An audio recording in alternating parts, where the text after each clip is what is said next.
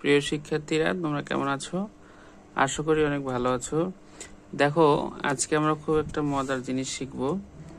আমরা এই ধরনের সংখ্যাগুলো বর্গমূল ক্যালকুলেটরে করি, কিন্তু আজকে আমরা হাতে কলমে শিখব। হাতে কলমে শিখলে সুবিধাটা হবে কি, বিভিন্ন চাকরির পরীক্ষাতে বর্গমূল কিন্তু করতে হয়। হ্যাঁ, তো আমরা হাতে কলমে করতে পারি না, ক্যালকুলেটর দরকার হয়। কিন্তু আজকে আমরা এই নিয়মটা দেখব, তাহলে বর্গমূল নিয়ে আর কোনো চিন্তা করতে হবে না। চলো আমরা আজকে শিখি। ভাগের সাহায্যে হচ্ছে 2304-এর বর্গমূল নির্ণয় করো। তাহলে প্রথমে আমরা 2304 লিখব। লেখার পরে এই জোর করে নিতে হবে। হ্যাঁ, এই দুইটা সংখ্যা মিলে এক জোড়া, এই দুইটা মিলে এক জোড়া, তাদের উপর কি দিব আমরা? দাগ দিব। মানে এই এই 23 দুইটা হচ্ছে অঙ্ক মিলে একটা সংখ্যা, এটা একটা জোর দাগ, উপরে 0 4 দুইটা অঙ্ক মিলে একটা সংখ্যা, এটার উপর কি দাগ দিলাম। ঠিক আছে, দাগ দেওয়ার পর আমরা ভাগে যেরকম খাড়া চিহ্ন দেই, 5 দিয়ে খাড়া চিহ্ন দেব। ঠিক আছে, এখন দেখো এই যে প্রথম যে জোড়টা রয়েছে, হ্যাঁ, এই প্রথম যে জোড়টা রয়েছে যেটার উপর আমরা দাগ দিয়েছি, এটার পূর্ববর্তী বর্গ সংখ্যা চিন্তা করতে হবে। তা 23-এর পূর্ববর্তী বর্গ সংখ্যা কি কি আছে? যেমন 2-এর বর্গ করলে 4 হয়, 4-এর বর্গ করলে 16 হয়, আবার 3-এর বর্গ করলে 9 হয়। ঠিক আছে, 5-এর বর্গ করলে কত হয়? 25 হয়। কিন্তু আমার কি এখানে 25 আছে? এখানে তো 23, অর্থাৎ 25-এর ছোট, তাহলে 25 আমাদের আগে থেকে বাদ। তাহলে 4-এর বর্গ দিলে কত হবে? 16। তাহলে আমরা এই যে ভাগের ভাগফল হিসেবে 4 লিখবো, আর এখানে লিখবো 16। ঠিক আছে, তারপর আমরা কি করব?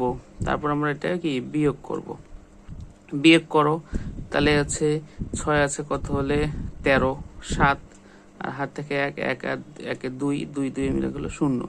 এখন আমাদের কাজ হবে এই যে পার্শ্ববর্তী কি জোড়টা রয়েছে 23-এর পরে, সেই জোড়টা দুইটা অঙ্কই লিখে ফেলা। ঠিক আছে, এখন এইখানে যে আমরা হচ্ছে কি দিয়েছি, ভাগফল লিখেছি, এরকম আর একটা খাড়া চিহ্ন আমরা এখানে দিব। দেওয়ার পরে এই যে ভাগফলটা, প্রথম ভাগফল, এইটার ডাবল অর্থাৎ দ্বিগুণ, এই ভাগফলের দ্বিগুণ আমরা এখানে লিখব। এমন ভাবে লিখবো যেন এখানে আর কি আর একটা সংখ্যা লেখা যায়। ঠিক আছে, আর একটা সংখ্যা যেন এখানে লেখা যায়।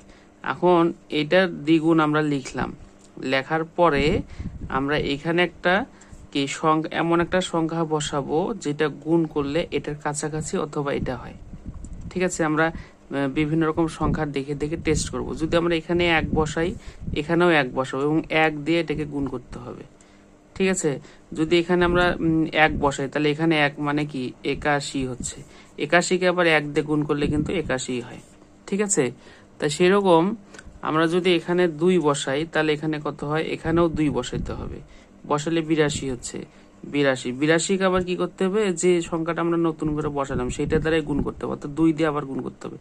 তাহলে 4 আর 4 2 16, 164। তাহলে আমার এখানে আছে 704।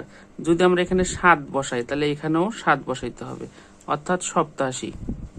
এখানে 7, এখানে যদি আমরা 7 বসাই, এখানেও 7, 87। এবং এই 87-কে এই 7 দিয়ে গুণ, যেটা দিয়ে আমরা বসাইছি সেইটা দিয়ে গুণ করতে হবে, অর্থাৎ 7 দিয়ে যদি গুণ করি 7 7 49, 9 হায় থাকে 4, 27টা 56, 27টা 56 না, 27টা 56 আর 4-এ কত? 60, 609। আমরা যদি 8 বসাই, তাহলে এটা 704 আছে, 609, তার মানে আর একটা সংখ্যা যাইতে পারে। 8 যদি বসাই, এখানে যদি আমরা 8 বসাই, এখানেও 8, অর্থাৎ 88। 88-কে যদি 8 দিয়ে 28টা 64, 4 হাত থেকে 6, 28টা 64 6 70, দেখো মিলে গেছে। ঠিক আছে, মিলে গেছে। তাহলে আমরা এখানে 8 বসবে, এখানে 8, এখানেও 8, এবং এই যে 8 বসাইলাম, এই 8 দিয়ে এটা গুণ করতে হবে। তাহলে 28টা 64, 4 হাত থেকে কত? 6, 28টা 64 আর 6 70, অর্থাৎ 0। অর্থাৎ তোমার হচ্ছে ভাগফলটা কি দাঁড়াইলো? তাহলে তোমার হচ্ছে বর্গ সংখ্যাটা কি দাঁড়াইলো? এখানে বর্গমূল করলে পাবো আমরা 48। ঠিক আছে, তাহলে বর্গমূল করলে আমরা কি পাবো? এখানে বর্গমূল করলে পাবো হচ্ছে 48, অর্থাৎ মেইন ভাগফল কিন্তু তোমার এটা। অতএব 2304-এর বর্গমূল হচ্ছে 48।